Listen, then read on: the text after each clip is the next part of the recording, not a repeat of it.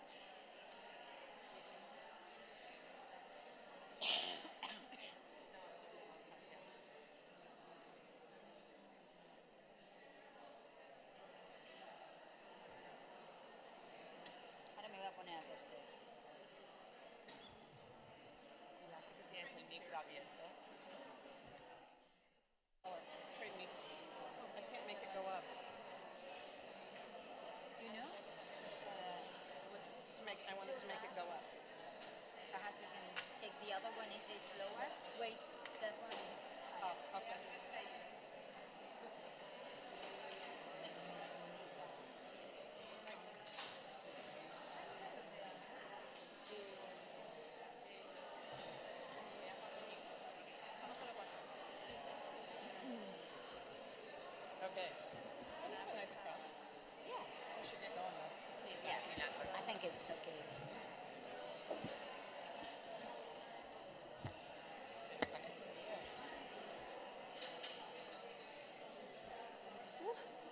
¿Tienes el nombre de la mesa redonda? E-learning. Aquí lo tengo, la última diapo. Do you have the name of the round table? No. I don't have it. It doesn't matter. No pasa nada. E-learning. Working towards. La mesa se llama Beta. Working towards. Beta learning in pharmacy. Se llamaba E-learning en el programa. E-learning. Working towards. Hello? E-learning, working towards, yeah, better learning in pharmacy. Thank you.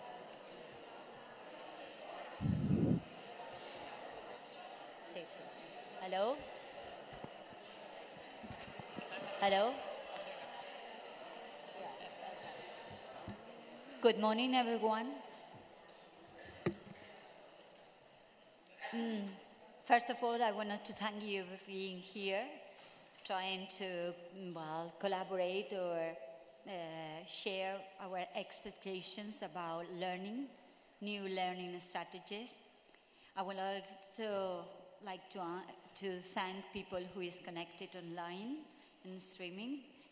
And I would like to thank the organization for giving us a possibility to share experiences and learn from each other. And finally, I would like to thank our sponsor, Fundación Esteve and Farmacia, who made who gave the possibility to have our speakers here. Our round table is connected to e-learning, working towards a better learning in pharmacy. And it's going to focus on how to encompass the digital transformation of society that is here, clearly established, and makes us to go with it. That's, if we think this transformation has changed the perspective of health care needs, and so the objectives of our learning, of our plans of studies have also changed. But in addition, the change of our students and of our society imply a real change of how to develop our teaching in higher education institutions. This is why, we thought about sharing with you different strategies, different experiences from different places, and hope this would engage a good discussion. I have in the table 3 speakers. My left is Marisa Ferrándiz. She's coming from the University of Valencia, as I am, and she would speak in place of, plus, because Geeta Hitch could not attend the conference due to health problems. So we are switching from team-based learning strategy to team-based organization of teaching. That we are going to speak about team-based organization of speaking from the point of view of teachers. Also, Isabel Andújar will speak about lab, how lab can be phased or can be switched from experimental one to virtual one, if it can be done. And finally, Rose Nemai coming from the American Association of College of Pharmacists, will speak about social media, how it can be used to improve the learning, teaching methodology. So, nothing more from my part, just I'm going to give the words to Isabel. Isabel, please. She is coming from the university. She is working as an assistant professor for the University of Valencia and for the European University in Valencia as well.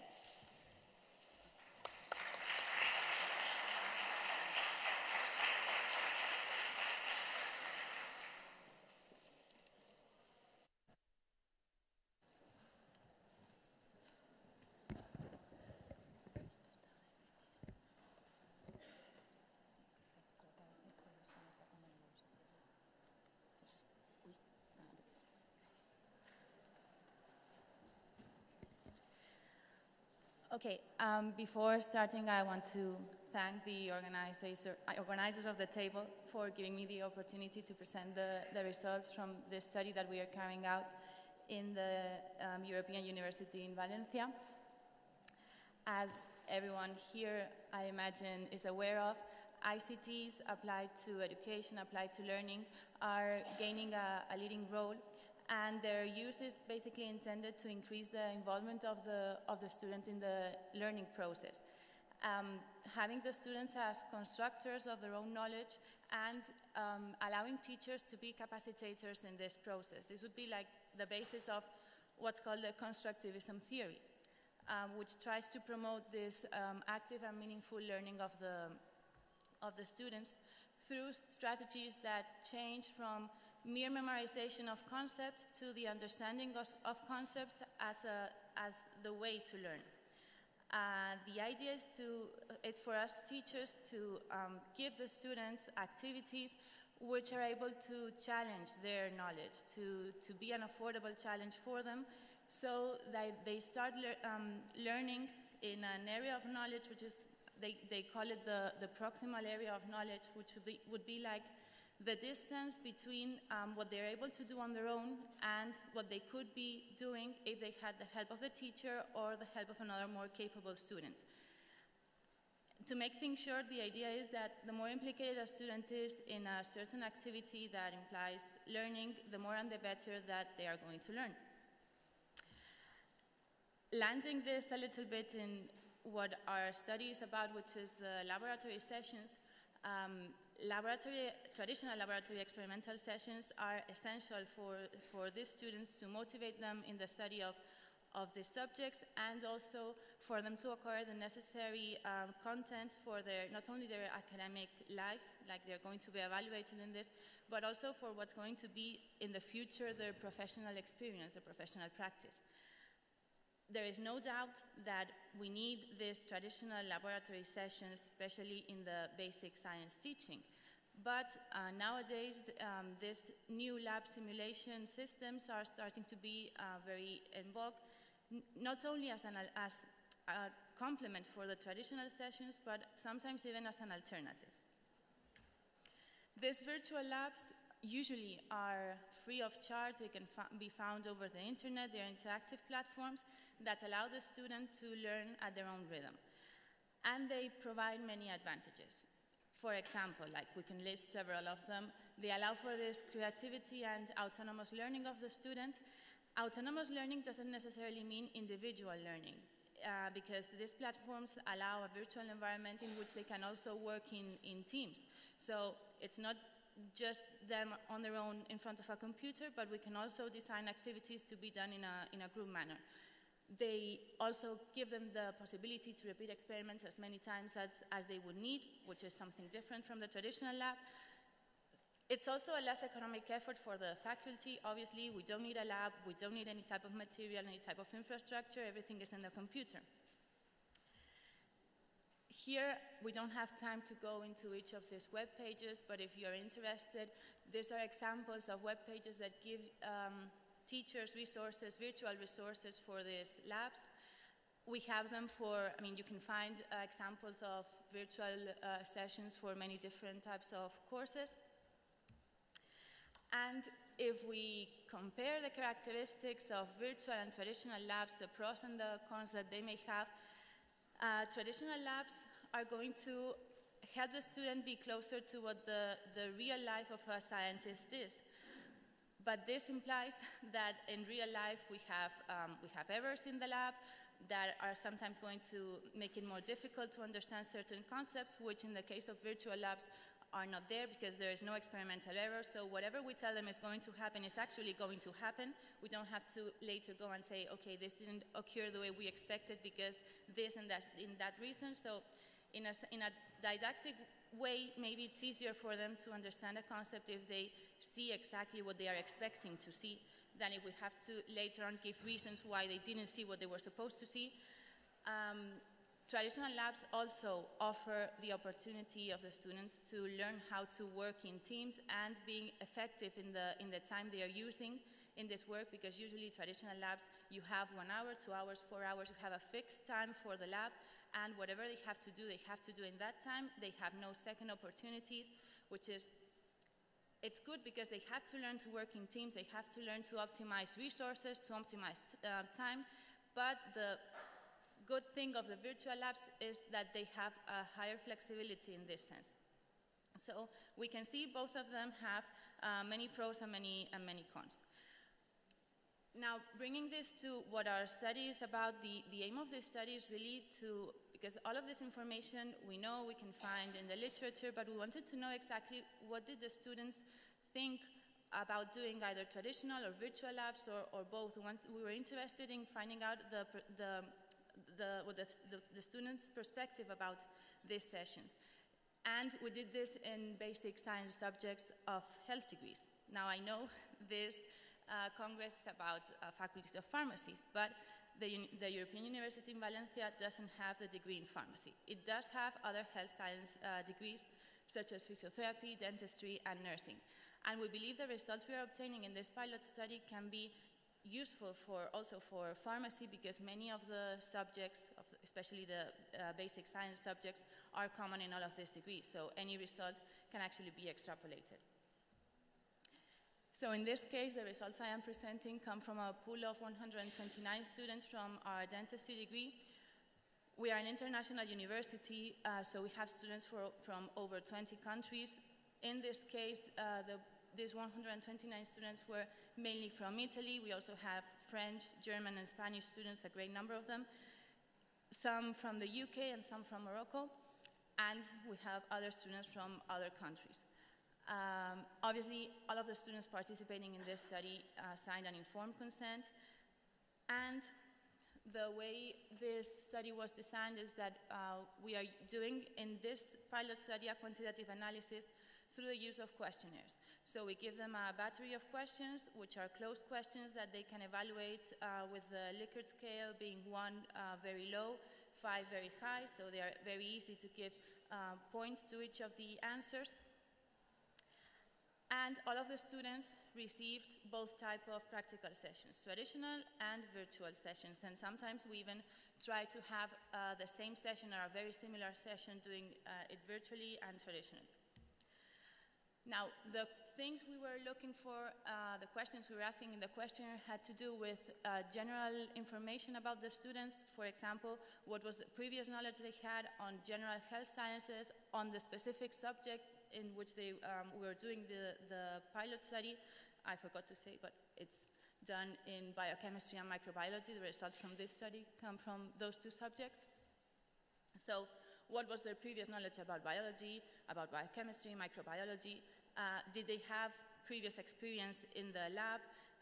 How comfortable did they feel about using computers? All of these general ideas. Also, how involved were they in their academic development, in their studies?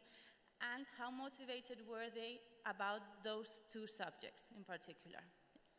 Dealing with the lab variables, which we're going to see the results from specifically these questions, we asked about, we did the questionnaires before and after the semester. So we had their the information or the feedback from what they expected and what they really got.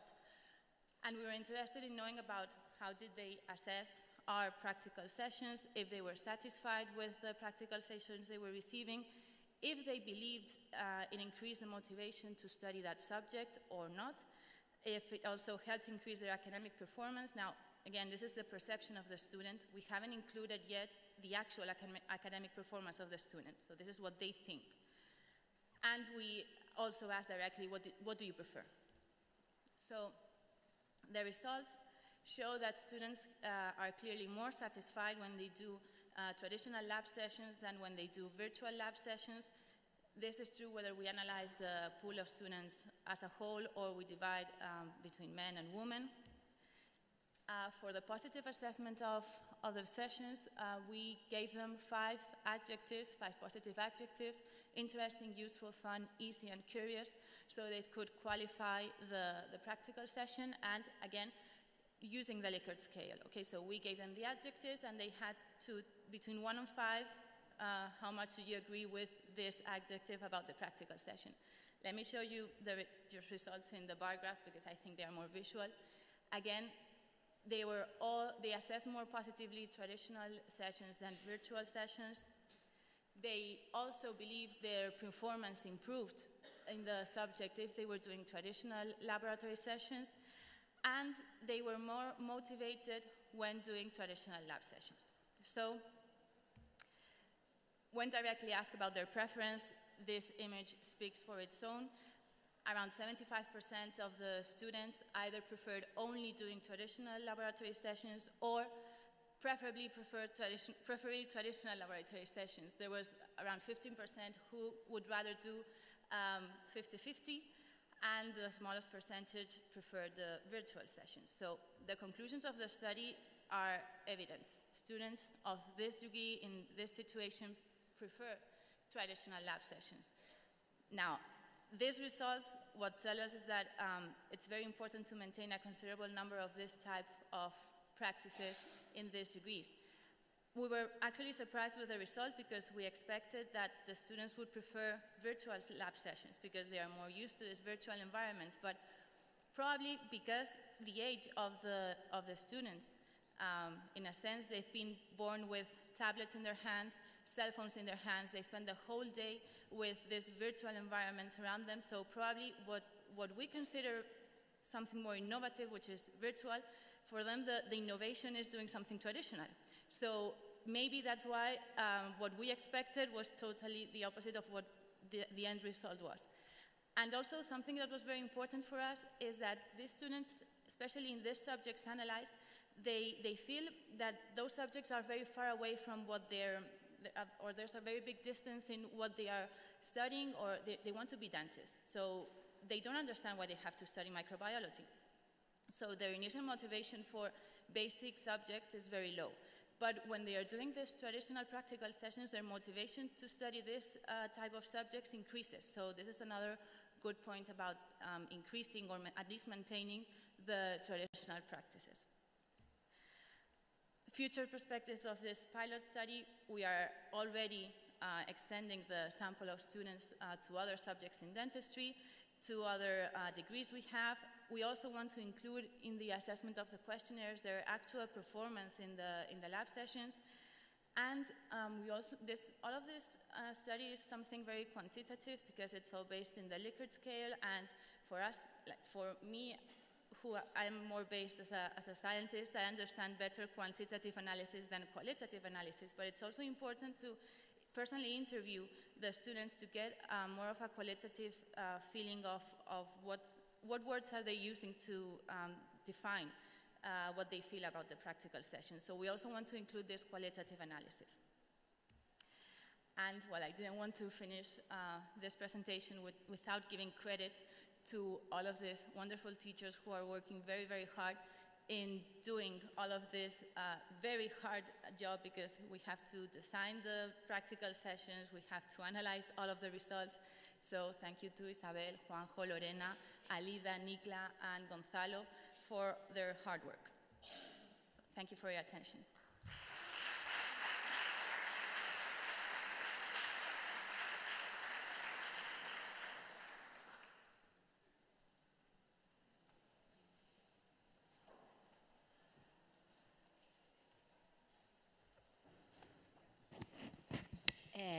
Now we will go through the second speaker, and we will have questions at the end of the round table to facilitate, well, a whole view of the thing.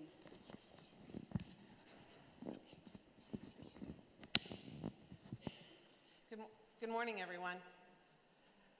It's a pleasure to be here. I thank Teresa for inviting me, the organizers of the conference. And for the next 15 to 20 minutes or so, we're going to think about social media.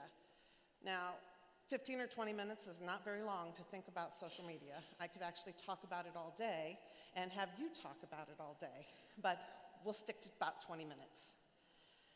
So what I hope that you will leave here today is thinking about one thing you might do in your course as a faculty member, or for those of you who are students, maybe to think about adding this just in your work as you do your homework, and probably you are already doing it. So it just really moves us towards this new model of moving from this one direction as a faculty member of me standing up here talking to you thinking about what are the outcomes that you want, and us designing our curriculum together. For the last several years, I have been part of a panel that has looked at what are the trends coming in higher education. And that was a nonprofit organization called the New Media Consortium. They've been taken up into EDUCAUSE. Some of you may have heard of EDUCAUSE. It's a large American organization for technology, but is really beginning to encompass global partners. And in this, there are 100 panel members who have been chosen from around the country, and they've done this for the last several years, really thinking about what do we need to think about as faculty members, what do we need to think about as university leaders, about the technologies that we're going to think about. So there are three different questions that we really look at. One of them are, what are the key trends that are going to accelerate the use of technology in higher education? And you can pull the, it's called the Horizons Report, and so you can pull that down off of the internet, and really you can just go, if you Google Horizons Report, you'll be able to find it, and it goes back several years. So for this, what I wanted to really bring your attention to is that one of the things driving our use of technology now is this growing need to measure learning. Now, in the last session, someone asked about the difference between competencies and learning outcomes. And really, the competency is that broader picture of, and there might be several learning outcomes that are a part of that competency that the student needs. So the competency of communication as a 21st century skill. There are a lot of learning outcomes that can be built into that competency. So I think as we begin to think about measuring, that key trend is one that is driving our use of technologies. And we sort of know how to do that, but we're going to get better at it. I think in the long term, this advancing cultures of innovation. In the United States, the University of North Carolina just did a study looking at the promotion and tenure guidelines for all the schools and colleges of pharmacy. And what they were looking for was to see who is recognizing that component of innovation for its faculty members. About 40% of the schools right now have innovator or innovation, put innovation in the classroom, is doing scholarship of teaching and learning, and looked at those and is a part now of the promotion and tenure. And I expect over the next few years that that will grow, and that will grow across all of the universities. The other one is this cross-institution, cross-sector idea. We don't really know how to solve that. We know it's a little bit down the road. But in America, many small universities are closing. And they're closing because they aren't changing. They are not paying attention to the technologies. They're not, and we have a lot of universities, and it's very expensive in some of those universities.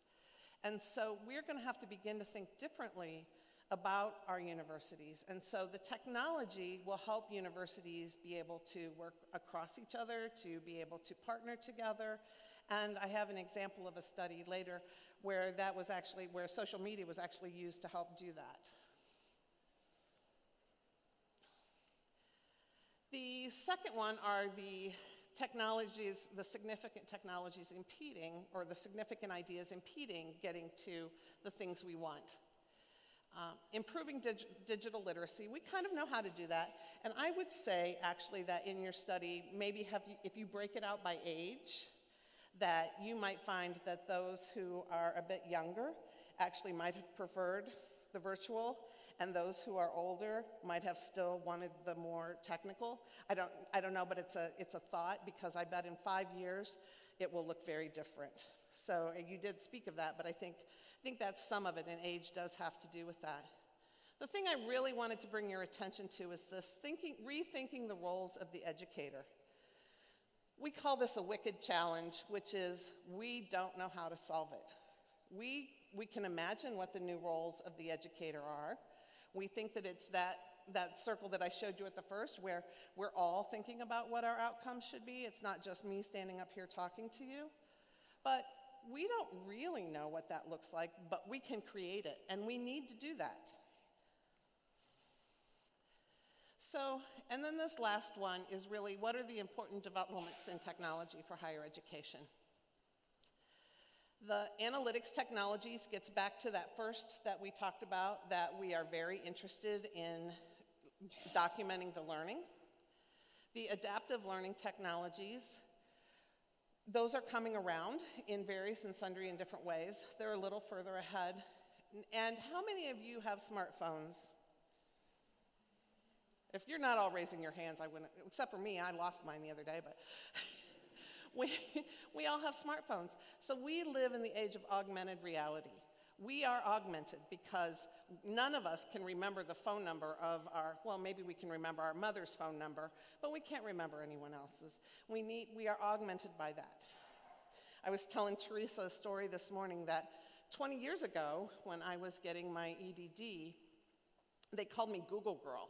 And that's when Google just came out, but I loved it, because you could go on Google, you could find things, you could do this, you could do that. I went to Wikipedia, and my classmates, who were some of them younger than me, said, oh, that's a fad, it's gonna go away. I'm like, no, this Google thing, it's great. You gotta go there, you gotta get your answers there. So we are all augmented, and it's not gonna go away. It is not like the beta tape recorders, as you may remember from the past.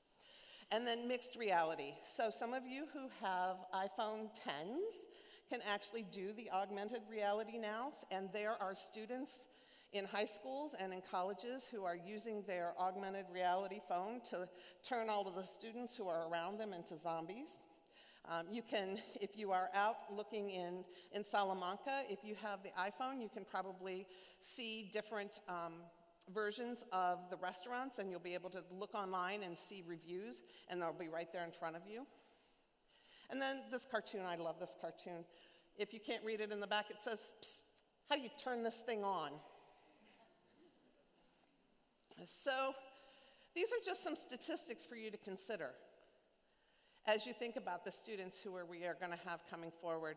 And that's why I think the virtual lab thing is very important and will really change in the future for you, and there'll be more virtual labs. So when we think about social media, just throw out your favorite social media. Just say it to the person next to you. Somebody say, what's your favorite social media? Facebook, FaceTime, Skype, YouTube. Yeah, they're all there. There are tons. It's not just Wikipedia. They are all part of our social media. It's not just that social networking piece that we have. So this cartoon, for those of you in the back, says, OMG, there was a time when people talked to one another. So, and I hear that from my colleagues now. Oh, well, we can't use social media in our classroom. We can't do this, we can't do that, because we're teaching people not to communicate. I actually take a different perspective. I believe that we communicate maybe worse in some ways, but much more than we have in the past, because we have so many more ways to do that. Certainly conversation is still important. Certainly, being in the classroom is still important, but for different reasons. And so I think that's what we need to think about as we think about changing our role as an educator. So social media is being used in a lot of different ways. And I actually was surprised when I went to the literature that around the world, there's much more documentation of how faculty are using their social media than there was in the US. Now, I didn't do just a US-centric look. I looked everywhere. And every study that I pulled is from somewhere else other than the United States. But they're using it for collaborative learning. They're using it for knowledge acquisition. They're using it to have our learners create content and collaboratively create content or create content alone, and for learning evaluation. And so just sort of to remind myself of some of the studies, and there is a reference page, and so if you want these slides, we will share them with you. They won't be posted, but I can share them. So there was a study in the Middle East using 2 different colleges to teach the Quran using social media. There was a computer ethics course where they were using social media to teach ethics. There was a couple of studies where they were, again, doing it cross-university and they were using social media. So they didn't have to sit in the classroom to get to know each other. They didn't have to sit in the classroom to be able to work together. They could use their social media to do that. One of my colleagues in the United States has a pharmacy administration course, and he has a Facebook page. And so each year, he adds his new students to this Facebook page, but he has also invited many of us to be a part of this Facebook page for this course. And so he will post interesting articles that deal with pharmacy administration or leadership in pharmacy, but the class members can comment. They can add links that will either support what has been put up there, or they can add links that may disagree with what he's posted. And then the many of us who have been added are deans and leaders from other colleges of pharmacy and other pharmacy organizations around the United States. This semester, a piece of neurology, epilepsy is my background. And so what I've done is I've asked the students to find either a book, a movie, a piece of art, a piece of literature, music that deals with or was written by someone who has epilepsy. Because what I want their outcome is to begin to understand what epilepsy is, what the person who has epilepsy deals with perhaps on a daily basis. And in many countries, there's still very much of a stigma around epilepsy. And so once they've found that article, I've asked them to post in a wiki what they read, their feelings on that with a little synopsis. And then each of the other students will go through and comment on that. And then what I'll do is I'll take that and I'll try to make sure I bring the gaps and fill in the gaps for them in that knowledge. So there are lots of ways for you to use, and I didn't even bring in YouTube up here. There are lots of ways for you to use the social media. And YouTube is one way that they can go look. There are a lot of patients who are documenting the process that they've had to go through in the hospital, or the process of their disease, or how they felt. And you can use that within your classrooms, either in the classroom or have your students look at that outside, to really begin to get them a feel of a patient if you can't bring the patient to the classroom. So what I want you to do for just about 5 minutes is to get in groups of 2 or 3. This isn't the best room for that. And really talk about what social media you use now in your classroom. And if you're a student, you can do this too. And how do you use that? And so I'm just going to give you about 2 or 3 minutes, so each person in the group can't talk more than a minute or so. And I will bring you back together, and then I think we'll wait, since we got started a little late, to have you discuss this until the end during question time. But take about till 5 minutes till 12 and talk about this. What do you use your social media? How?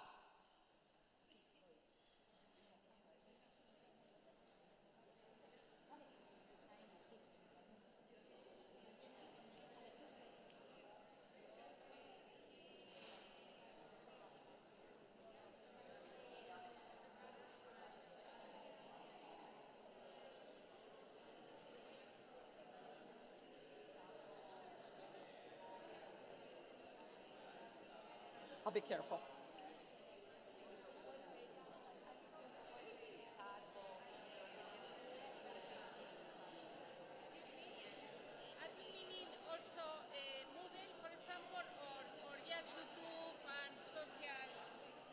I think my microphone is still on.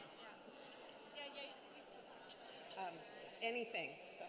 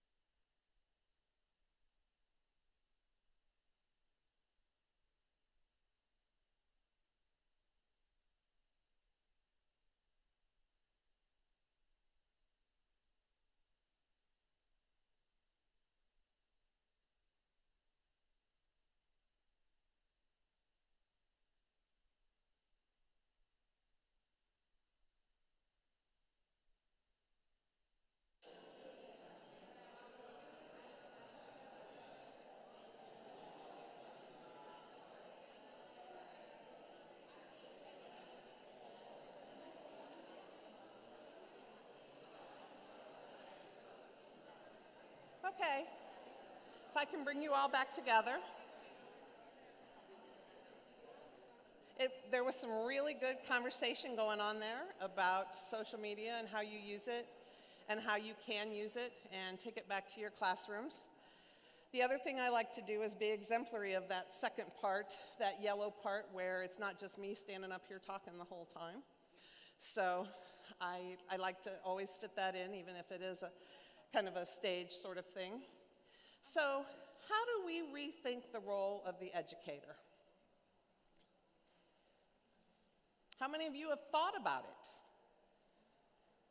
One or two or three, maybe? Couple? Good, good. And a couple of you that I talked to out there are already rethinking your role in the course. We don't call it the classroom anymore because our classroom is really global and virtual. But I have several blogs where I do my learning, and these are just a few, but I really like futurism. If you go there, it really talks about what are some of the technologies coming down the road, what are the things we need to be thinking about as global citizens. Tomorrow's professor is from Stanford, and it's really nice if you're a faculty member who is looking for different ideas of what people are doing in the classroom, how you can expand what they're thinking, and they'll even send you an email with updates if you want, but you can just go there and look and see all of their different courses and their different ideas. It's really, especially for those of you who mentor younger faculty members, this is a really good place to send your younger faculty members. I love Medical Futurist.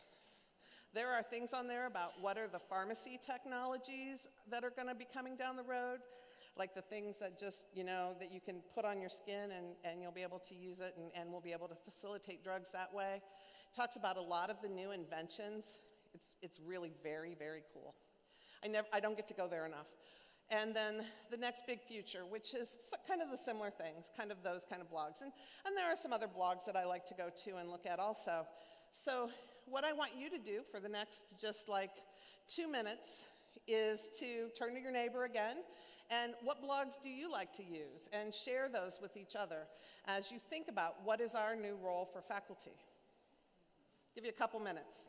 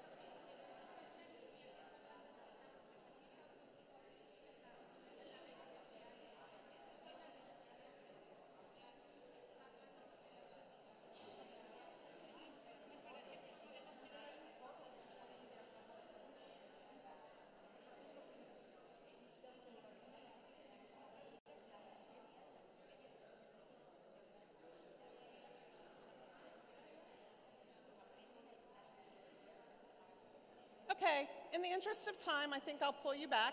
It's a conversation that you can continue to have in the hall as you go throughout the day. So for those of you who can't see what this says in the back, it says, managing change is all about coping with the unexpected. And you don't get more unexpected than this. So as we rethink our roles of faculty, we are no longer communicators of just facts. In fact, we probably could throw the facts out the window and let our students find them, because they will find them. But we need to make sure our students have those 21st century skills: communication, collaboration or teamwork, problem solving, creativity, and ethics. Those are the human skills that they can't get from a social network. Those are the human skills they need to provide direct patient care. Those are the humanity. That's the humanity that we need as pharmacists, that we need to bring to the table, that we need to let our colleagues see, and that we need to intersperse into the team. So those are the things that we need to make sure our students are getting when they leave pharmacy school. Yeah, we can use pharmaceutics, we can use pharmacognosy, we can use pharmacology as the basis for teaching them these things. And so that's how we should rethink our role as educators. As we have all of these facts, we let them use the facts, but we help them begin to understand how to problem solve, be creative. And there are many times as a pharmacist I've had to be creative over the years, and I suspect for those of you who practice pharmacy also. And so these are the things that are important as we think about recreating our role as an educator. And using social media to do that, that's one component of it. So this cartoon says, does a blog count as being published? And I would say it does.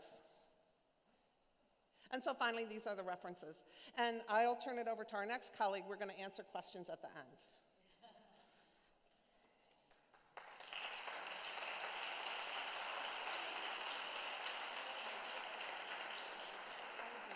Okay.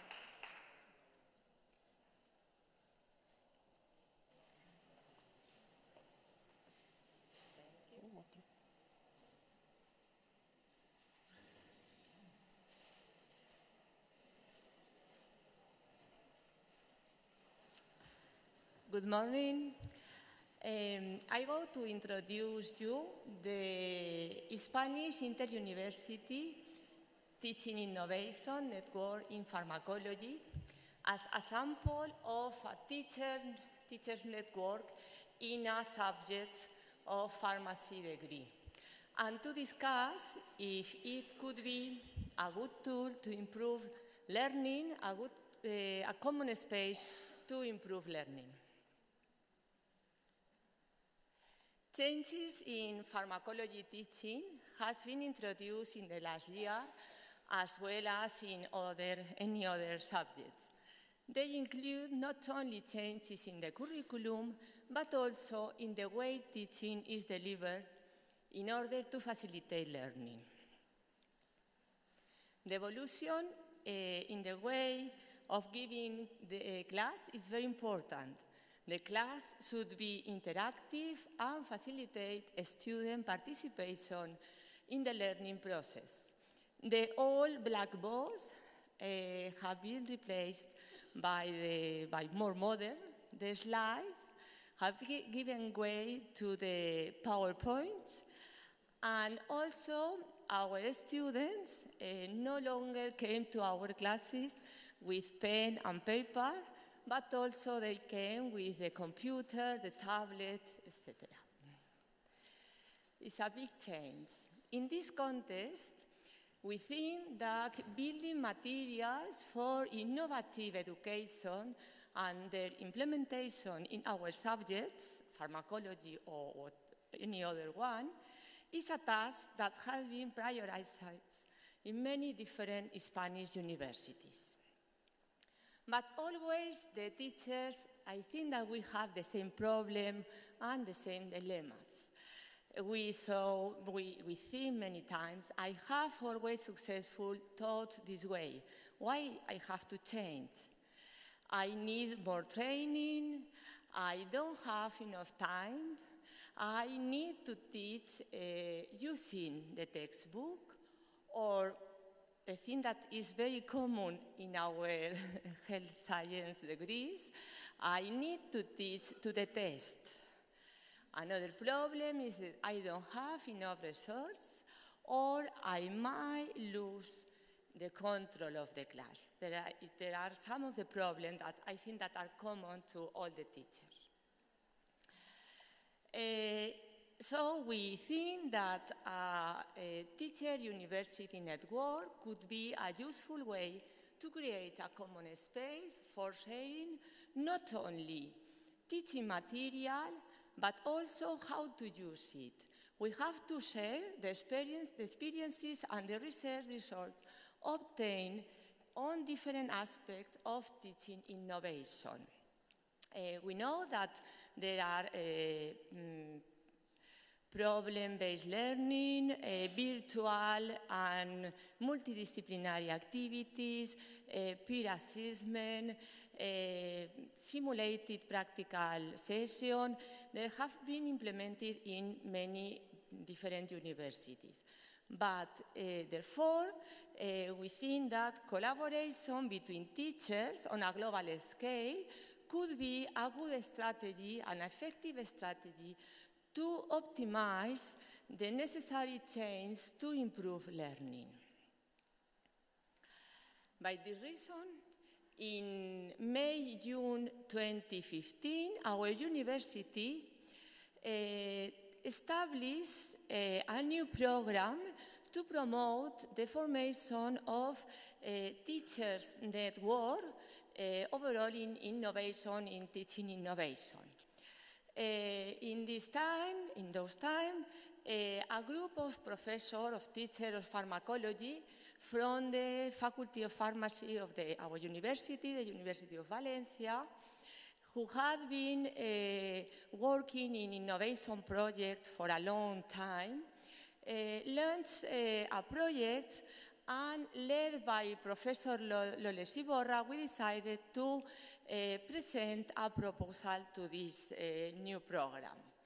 So we prepared a proposal, and by this we contacted teachers from other universities, and we submitted an initial application to this first call of our university in June 2015. That was awarded by the university in September. Taking advantage of our annual meeting of the Society of Spanish Pharmacology, we presented the network to all the teachers, and we say them that the network is open to the participation of all teachers who were interested. At the moment, sorry about this, at the moment there are 40 teachers in the network at the beginning from 10 Spanish universities. But of course, over these 3 years, the network has been bigger, is bigger, and actually there are 81 pharmacology teachers from 16 Spanish universities. These members of the network, we give classes, we teach pharmacology or related subjects to different degrees of health science. Pharmacy, of course, in fact, I think that we are the biggest group of teachers, and we start the network too, but always in medicine, biomedical science, podiatry, veterinary, nursing, dentistry, optics, and human nutrition. So what are the objectives of this network? Mainly 3 objectives. The first one was to create a common space of collaborative work for the development and professional enrichment of the teachers that make up the network. We want to collaborate and to use and to put all together. The second objective was to share experiences and teaching materials, and the third objective was to evaluate the experience.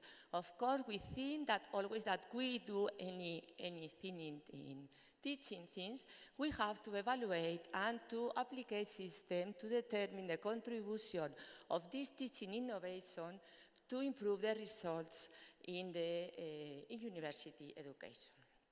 So, to develop this first objective, to create a common space of collaborative work, we put in contact with the lifelong learning and educational innovation service of our university, as well as to the computer service, because we wanted to generate a web portal, because we thought that is the best place or the best form to change and to interact one to another, that we are all over Spain and was difficult in other form. So the computer service set up a Moodle space, a space in the Moodle platform within our virtual classroom, the virtual classroom of the Valencia University. This was the interface that is common to the Moodle. This is the interface of our network, and later we will see. Well, in order to be able to organize or to collect all the material and to organize them in the platform, we designed a general information sheet, and the teachers that go to send the material have to put all of this in this form, in the general information sheet. They have to put the title of the project, of the activity, whatever, the authors, the scope and context, specifying the subject, the degree or postgraduate course, and the academic year in which it is taught. as well as the number of students. It's important all these details because they can be used for other teachers to their own courses. Description of the method for the use of material, chronology of application of the method with details, the distribution of time, always very important for teachers, no? The time that we have to use in each activity, the time for its application, as well as the distribution of tasks among the participants, what to do the teacher, what to do the students, whatever. Of course, there are the method that we have to use for the student evaluation and the evaluation of their own method. And of course, if there are any publications, they have to put them here. One of the tricky things at the beginning was to decide how to organize all the material, how we were to organize. We tried different things, and after that, we decided to organize in the section that you can see here. But of course, this could be modified if we find another more usual or more efficacy or whatever, more effective, sorry. We put the activities related with pharmacological cases and problems for seminar or practical session. Another section where we put the videos for flipped class or as an alternative to animal use in the lab practical, etc. Another one are all the activities, the discussion activities based on films, medical series, literary tests, press news, advertisement, whatever thing for this thing. Of course, very important, as we can just see, is the use of social network. There are a lot of things too, very, very nice in this. And the gamification, how we use this in our classes or in the virtual platform. Another section, important too for us, was all the different evaluation and self-assessment system for the student in our subjects. And another one was the evaluation system, you know, in a big thing like rubrics and whatever of the student, but overall of the methods. Of course, either, how I say, if either publication or publication, meeting, project, whatever we can see. And at the end, there are another section where we can put up whatever other things that we don't put in other place, you know. But always, this could be modified, of course. This is the interface, how we see. If you can see, there are a lot of folders with different activities and materials that was sent by different teachers. Well, from September 2015 that we started until July 2016, that was a network meeting at Valencia University. The Moodle platform was generated, was organized, and was presented again to the network members. And everybody knows how we go to manage all of this. At July, we invite one member of the network from each university to come to Valencia University for a network meeting to say all these things, and was a very nice work meeting, a very, very hard work. We have 1.5 days, more or less, but was very productive to share all these things in a meeting there. From the second objective, to share experiences, well, okay, the Moodle platform support is ready, was ready there to use it. We have, the teachers, we have to upload materials and they're used to the work platform. I would like to emphasize an important thing for us is not only to upload materials, if not, it's very important to add a description with experience of its use. This is very, very useful for the other teacher too, and I think that makes a difference with other platforms many times.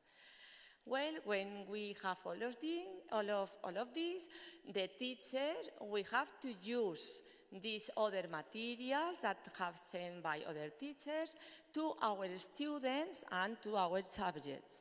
And of course, after that, we have to share our experience with the network members through the platform. We have the feedback if the things that I can put in the platform could be useful for other teachers, other subjects. I put here sometimes, but really it's not like that, because of course this objective has to be alive all time, because if we don't share and we don't use the platform and the network was alive, you know, and this objective is always never finished, I think. And the third objective was to evaluate the experience. And we want to evaluate in 3 different levels: evaluation of the student, evaluation of the methodology applied in each area, and of course, evaluation of the network. It's very important for us too. For this, we want to elaborate a common evaluation model, analyze the data, to obtain significant conclusion, to see if there are usefulness or not for the university environment. Where are we now? I think that we are mainly working the first 2 objectives. The first one, I think that is really achieved. The second one, as I just see, I think that never finished, and we have to work in this every time, in every year. And the third one, we want to work the last year in this especially, and we decided in the last April, May, to make a questionnaire to send to all the members of the platform, the teachers, and was submitted to all participants to have a look if the network they think that is useful or not. So I present some results, are very, very, very little result, but at least a little bit. And overall, we ask about the utility of the network material and about the teacher formation preferences, what the teachers prefer for the next years. Because we present again the project to our university, and just the renewal and is going on. About 62% of the teachers in the network answer the questionnaire, answer the survey. And from these are all the percentages. Of this one, the 64% have implemented at least one project of the network platform. And 84% have consulted at least one time the platform. The survey about formation preferences indicate that the problem-based learning activities, preparation of flipped class material, and practical section were the more interesting activities to share in a future network meeting. More or less this is the same. I got to pass quick because I see that the clock is going on. But you can see there the problem-based learning. I don't know why I put this in Spanish. I don't know, the BPL. The activities for seminar, practical, and evaluation are the things that are used and consulted. And the total number of implemented projects is 150, and the total of consulted is 320.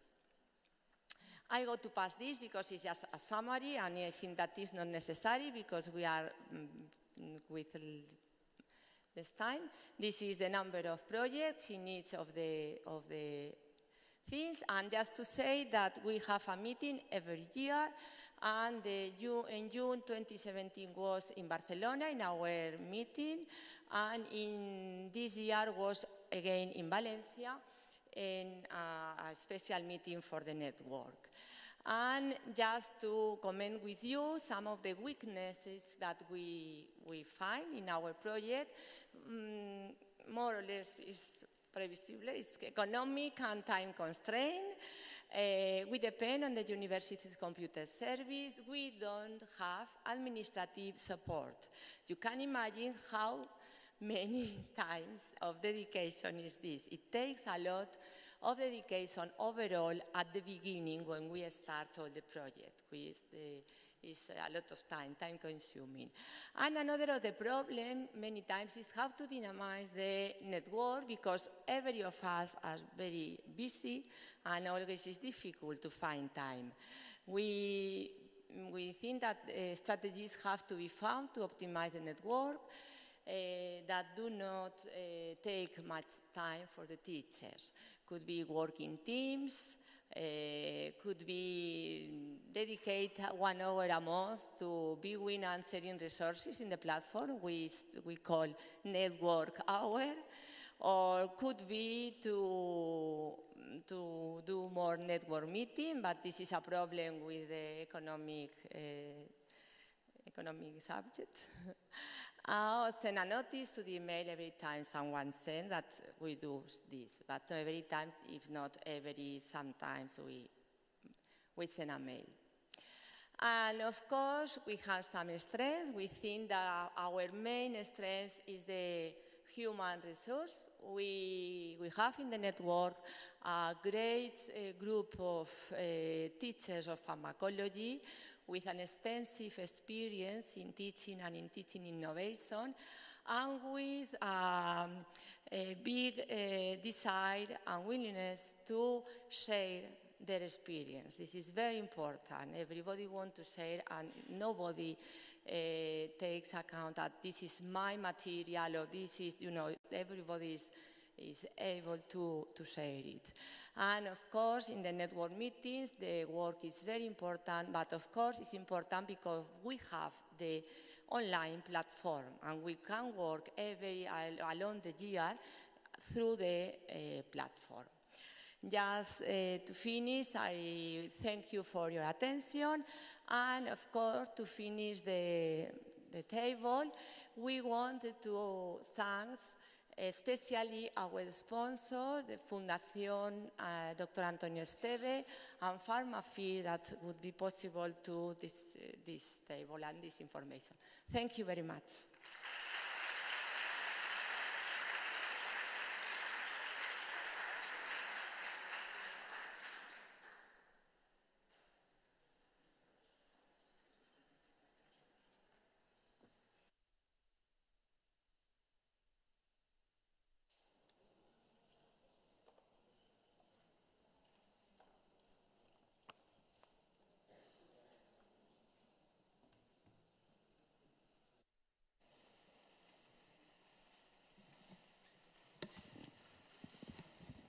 Okay, first of all, thank you to the three of you really for being here and for sharing your experiences. And it's time for questions. We are really, short of time because it was a delay in the beginning of the session. So is any quick question for any of our speakers? There's one back there. Begonia, would you? There's one back there and the there's mic one down here.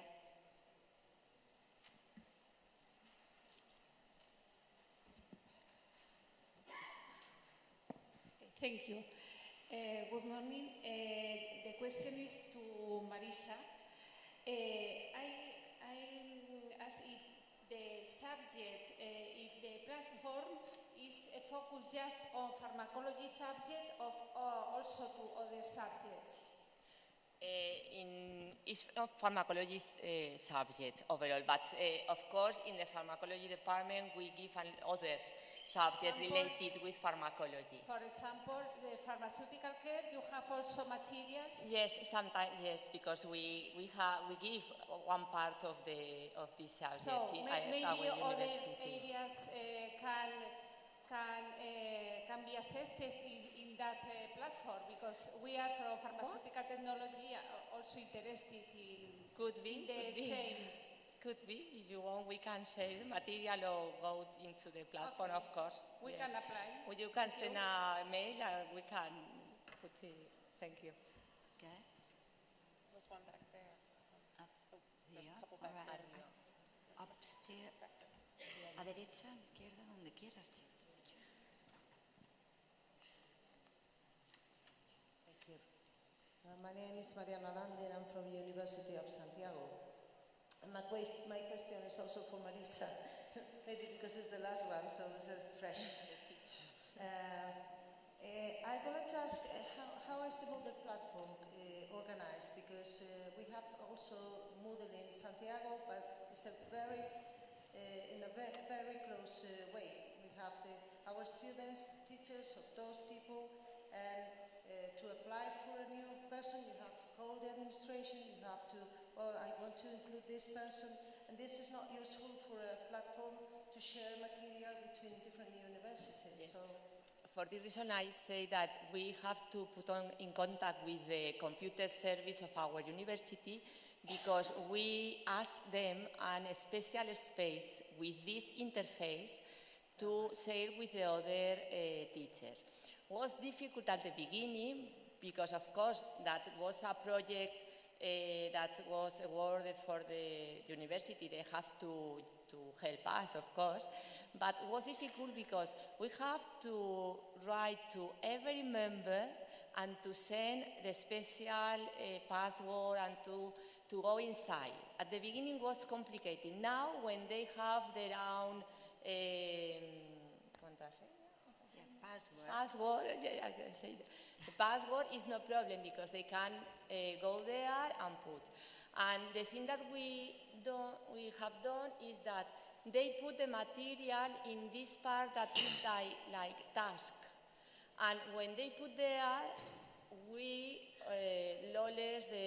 Professor Loles Iborra or Pilar Docon or myself, we put this material in the section that has to be done and to use so for the other. everyone is administration. Sorry? Everyone is administrator of the Moodle platform. Yes, everyone. All the integrants. Yes, they can go inside and they can pick up and to see every section and to go inside without any problem. The only thing that they can put directly in the section, because this was very difficult for the technical things, you know, and this they have to put in the tax section and we have to decide it and distribute it. But once time is in the place, everybody that is in the network can go inside and see and whatever. Yeah, it would be less work if everybody has the role of teacher, but it will be a mess because I have the experience and everybody can move things around. No, this always is a problem. And as in the platform you have the emails and the contact dates to everybody, if you need some more information or some details or something, you can put in contact directly with this teacher and ask whatever.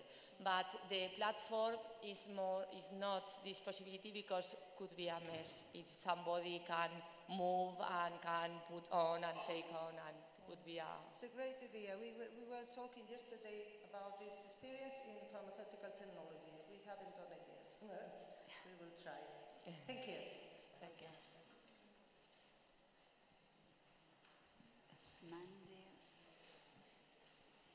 The last question. Hello, good morning.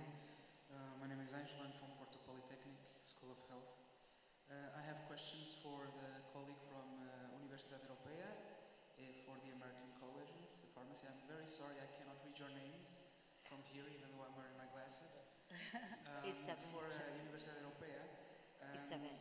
did you have the opportunity to relate the grades of how well their final grades with how well they did in the virtual labs, or did you have the opportunity to relate their learning styles with their preferences in the questionnaire?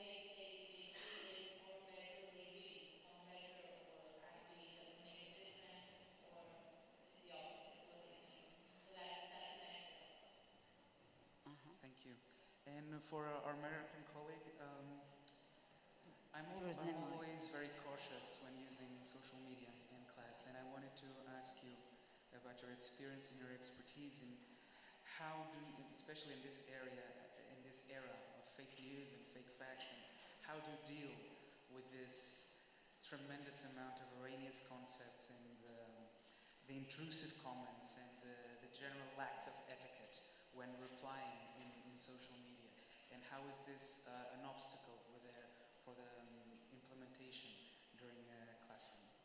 So I think that's where we have the opportunity to teach those humanities, the ethics, and so we do need to teach them the problem solving of how do you determine what is fact and what is not. So maybe you just can't go to one source, maybe you have to go to more, and so that's one of those lessons to be learned. And then the other one is the ethics of those kinds of things. And so setting up guidelines around what is ethical and what practice we need to make as pharmacists is perfectly acceptable for those classes. And to have them sign in my classroom, I've had them sign, I'm not going to let anybody else do my work. I'm going to make sure that the evidence I put forward is true, and I am going to act professionally. And they sign that. And there are consequences if they don't. And so I think those are those human skills those human competencies that we really are responsible for teaching them from here on out. And that's how we use that knowledge. Okay, thank you.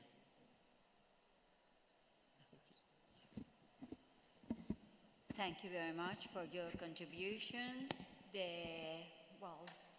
No more time really. Well, there is any other question? We'll hang out up here for a few minutes. Okay. So thank you all. Thank you to all. Bye.